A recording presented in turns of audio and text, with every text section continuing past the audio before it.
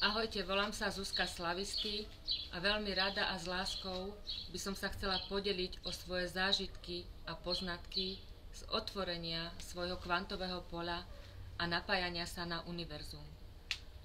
Prvé, čo ma najviac zaujímalo, keď som sa začala dostávať napríklad do svojich minulých životov a pochopila som veľa vecí, prečo som niektorých ľudí stretla, prečo som s nimi mala určité zážitky a skúsenosti. A tieto poznatky ma veľmi, veľmi posunuli vpred a začala som pociťovať, že všetko v našom živote je tak, ako má byť. No a mňa veľmi zaujímalo a stále som dávala otázky môjmu duchovnému učiteľovi, kým som, čo je tu môjim poslaním, čo tu mám dokázať na tomto svete. A prišla mi odpoveď, že som učiteľ. Že mám viesť ľudí na cestu lásky a pokoja v duši. A tak som začala sa venovať kvantovému prebudeniu a snažím sa viesť ľudí, nájsť im ten správny smer, aby aj oni vedeli, čo je ich poslaním a aby ich život bola radosť, pretože cesta je radosť a nie žiadne utrpenie. No a začala som mať potom otázky, kde mám tých žiakov hľadať, ako ich mám k sebe priviesť. A sranda je, že v ten deň, ako som sa ráno napájala a dávala som tieto otázky svojmu duchovnému učiteľovi, odpoveď mi prišla.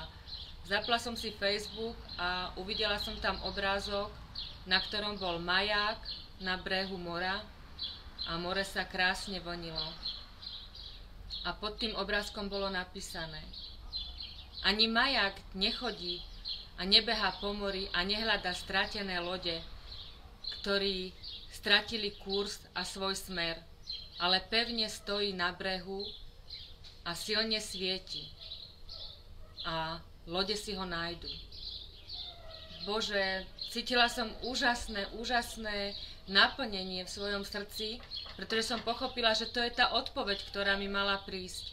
Áno, aj ja som ten maják a teraz tu stojím pred vami a pevne stojím a žiarím obrovské svetlo zo svojho srdca a posielam vám veľa, veľa lásky a pokoja do duše. A ešte dnešný jeden zážitok z môjho napájania, ktorý bol tiež pre mňa krásny a neuveriteľne silný.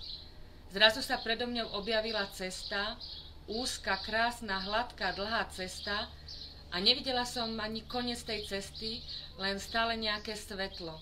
Tak som začala po tej ceste ísť a zrazu som mala také nutkanie sa otočiť za seba a zrazu som videla za sebou 4 ľudí. Ale stále som išla dopredu, urobila som pár krokov, zase som sa otočila a videla som tam asi 20 ľudí. Tak som zase išla ešte rýchlejšie vpred a otočila som sa 3-krát a už som videla toľko ľudí, že som nevidela ani na ich koniec.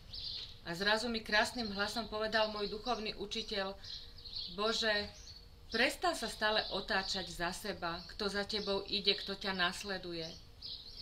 Ty si učiteľ a každý žiak, keď je pripravený, tak si nájde učiteľa.